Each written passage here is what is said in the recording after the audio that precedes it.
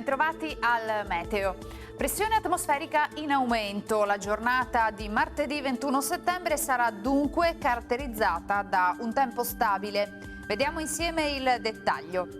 Sul Veneto sarà asciutto, al mattino non si escludono locali addensamenti in alcuni settori della nostra regione, ma senza piogge. Per il resto ampio soleggiamento e cielo sereno o velato.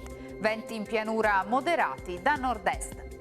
Uno sguardo alle temperature minime tra 10 e 15 gradi, valori massimi compresi invece tra i 19 e i 23 gradi. Ci spostiamo ora sul Friuli Venezia Giulia, anche qui sole prevalente con qualche annuvolamento, specie in montagna, ma senza ulteriori conseguenze. Temperature minime tra 9 e 14 gradi, massime tra i 21 e i 22 gradi. Infine ci spostiamo sul Trentino Alto Adige, dove sarà soleggiato ovunque, cielo a tratti coperto, specie nelle ore pomeridiane, ma non sono attese precipitazioni. Temperature minime sui 12 gradi, massime sui 23 all'incirca.